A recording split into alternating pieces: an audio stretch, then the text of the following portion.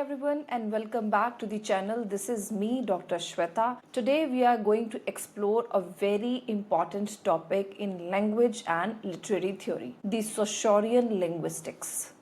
We'll break down what Ferdinand de Saussure taught us about language and why his ideas continue to influence the study of language and literature even today. First off, Saussure changed the way we think about language. He suggested that language isn't just a random collection of words and sounds. It's rather a system. Think of it like a massive puzzle where every piece fits in a particular place. This system is what allows us to communicate. To understand all this, let's move forward. Saussure introduced two very important ideas, the langue and parole. Now let us understand what is langue and what is parole.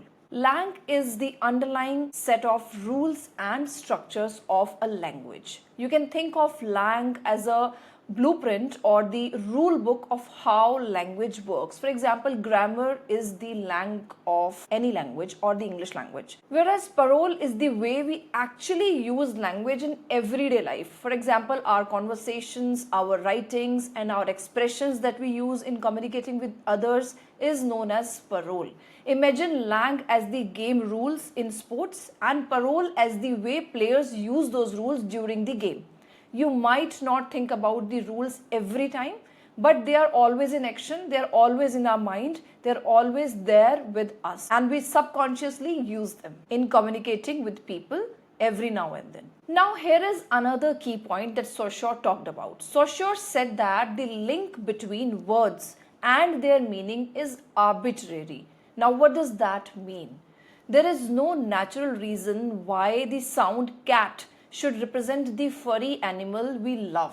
It's simply because people have agreed on it over the time. Because of the cultural codes, we have agreed collectively that a particular kind of furry animal will be termed as a cat. So this is something which is culturally accepted over the time, over the period of its use. Now, this idea is really important. It tells us that words don't have inherent meaning. They only get their meaning from the system in which they are being used. Saussure also taught us that meaning comes from differences between words. For example, we know what cat means only because we can tell it apart from words like bat or hat.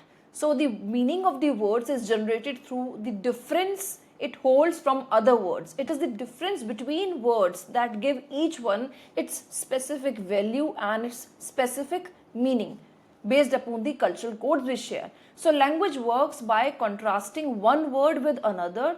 These differences are what shapes our understanding. Now the question arises, why we study Saussurean linguistics? Why is it important? Well, understanding these ideas helps us to see that language is structured. Every word we use is part of a large system governed by rules. The second important thing that Saussure talks about is the context which matters. The meaning of any given word depends on its relationship to the other words. Communication works through convention. Since there is no natural link between words and meanings, it is our shared agreement that makes communication possible for us. That's why people from a particular cultural group talk in a particular language, because they have some shared connections, shared signifiers and the shared signifieds. These ideas laid the groundwork for many modern theorists in linguistics, literary criticism and even cultural studies. Let's understand the concept of Saussure's linguistics with everyday example. Now think about the word tree. There is nothing in the sound or the spelling that makes it a tree. It just is, because we all agreed upon that tree refers to the tall plants in our yards or in our forests. And we understand tree because it's different from say the word bush. It's these differences that build up our whole system of language.